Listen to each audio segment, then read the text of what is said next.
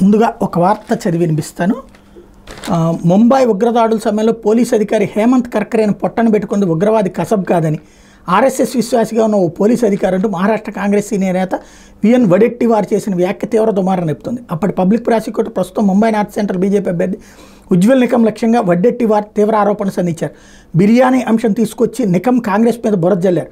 కసబ్కి బిర్యానీ ఎవరైనా ఇస్తారా? తర్వాత నికం ఇదే విషయాన్ని అంగీకరించారు. ఈయనేం లాయరు, కసబ్ తుపాకీ నుంచి తీసుకొచ్చిన బుల్లెట్తో హేమంత్ కర్కరే నేల కొరగలేదు, ఆర్ఎస్ఎస్ అనుకూలుడైన ఓ అధికారి కాల్పుల్లోనే కర్కరే ప్రాణాలు విడిచారు అని పేర్కొన్నారు. ఈ విషయాన్ని దాచిపెట్టిన మోసగాడు నికంకి బీజేపీ టికెట్ ఇచ్చిందని ఆరోపించారు.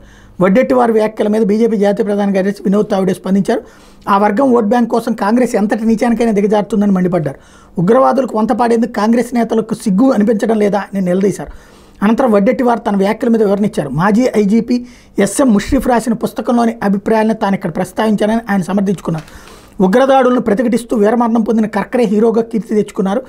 మరణానంతరం ప్రభుత్వం అశోక్ చక్ర అవార్డును ప్రకటించింది. కాగా తమ అభ్యర్థి నికంపై బురజల్లేలా వడ్డెట్టివారు చేసిన వ్యాఖ్యల మీద బీజేపీ ఎన్నికల కమిషన్కు ఫిర్యాదు చేసింది. వాస్తవాలతో కాకుండా ఉద్వేగాలను రెచ్చగొట్టేలా అసత్యాలు మాట్లాడారు.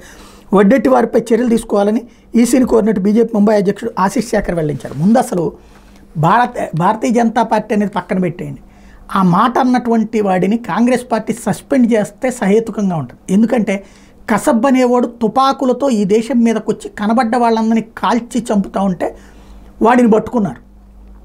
వాడిని కాల్చి చంపల, ఉరి తీసి చంపారు.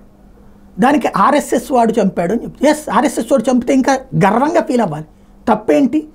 ఈ దేశానికి ద్రోహం చేసి ఈ దేశాన్ని దోచుకోవడానికి, ఈ దేశాన్ని దోపిడీ చేయడానికి ప్రయత్నించిన వాళ్ళని, బ్రిటిష్ వాళ్ళని ఎప్పటికీ మనం నెత్తిన పెట్టుకున్నాం. చివరికి ఈ దేశంలో అరాచకాలు చేయడానికి, ఇక్కడ ప్రజల ప్రాణాలు తీయడానికి వచ్చినటువంటి తీవ్రవాదులకు కూడా మద్దతు పలుకుతూ ఆ తీవ్రవాదిని ఉరి తీయడం కూడా తప్పని మాట్లాడేటటువంటి పరిస్థితి లేదు. అక్కడ ఉన్నటువంటి తీవ్రవాదుని కాల్చి చంపిన అధికారులకి తప్పు పట్టేటటువంటి స్టేజ్కి ఎందుకు దిగజారుతున్నారు ఇది అనేటువంటిది అర్థం కాని విషయం.